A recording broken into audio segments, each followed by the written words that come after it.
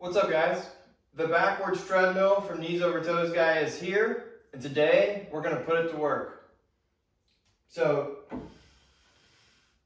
yeah, just as an introduction, I've had this for about a week and a half now. Pretty easy install, very good for cardio in the cold. It's warming up here in the Midwest, but a couple pointers for going backwards. First, this bar, you want to press your butt into it as an anchor, and then as far as hand placement, I like to get my hands as far back on the handles as possible. I find if I'm towards the edge, I don't have the same sturdiness as if I keep my hands toward a more centered gravity. And then there is a torque knob to the back left of the treadmill that you can loosen or tighten.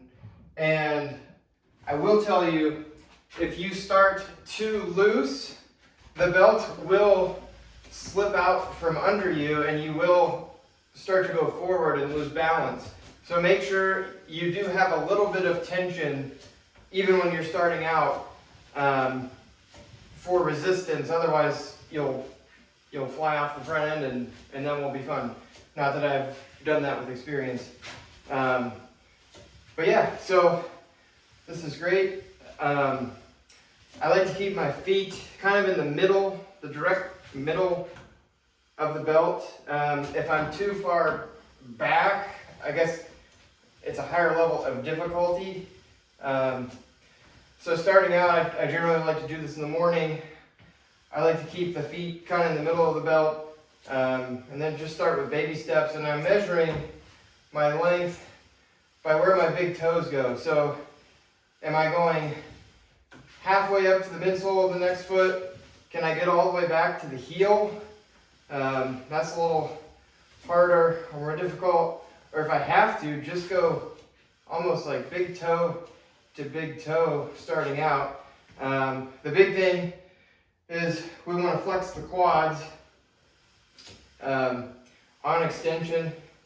And I'll vary this up. Sometimes I want to keep the toes up against the belt, and sometimes I want to kind of lift up on the heel. That's a little bit harder to keep your balance, just because you have less surface area to have a balance, but that's pretty intuitive.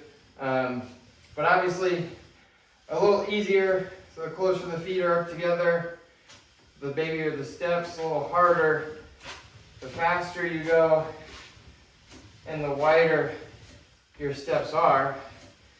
But you do this for 5 minutes and it's good work. I set a timer for 10 minutes and it was very hard to fulfill the 10 minutes going both backward and forward.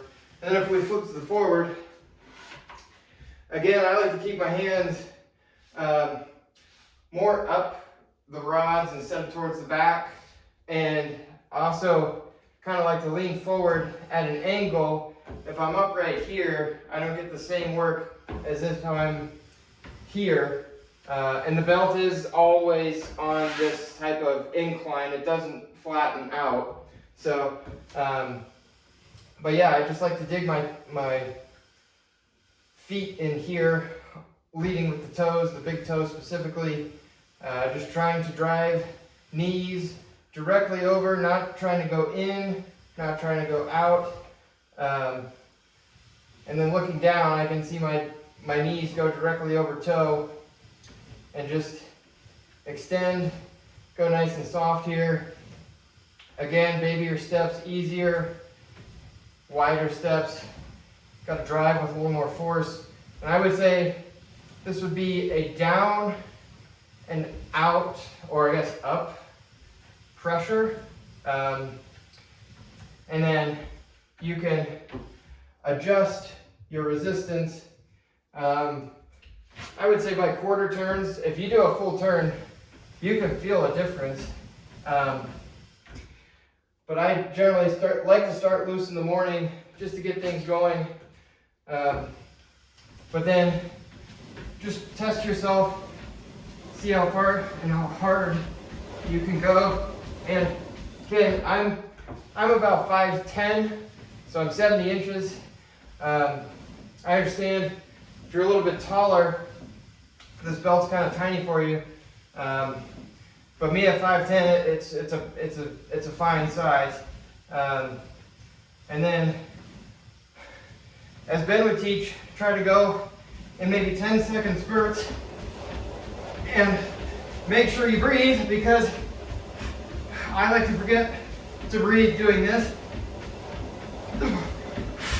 But this is really good work for me. And then catch your breath a bit. And a good challenge is trying to drive these knees up and potentially hit the bar. My hip flexors don't quite have that range of motion yet, but I'm working towards it. But this is really hard work in a confined space that fits easily into a home or even an apartment.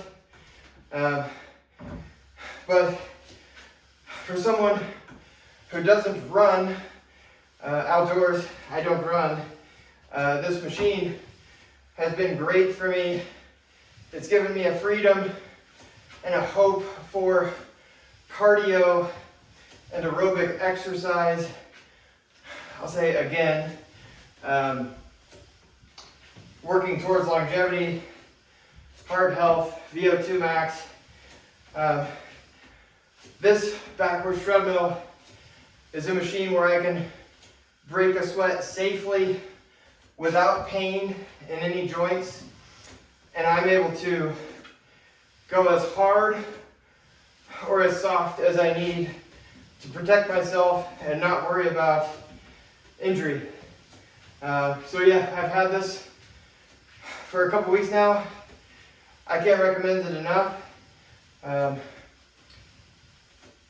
If you're going to spend $500 on a TV, you can spend $500 on this Backward Treadmill. There's no motor. It's a great piece of equipment. I obviously believe in ATG and what they're doing. I believe in Ben and what he's teaching. So I encourage you guys to get one of these, try them out, and let me know what you think. So yeah, this is the Backward Treadmill for me. Thanks for watching, and I'll see you in the next one.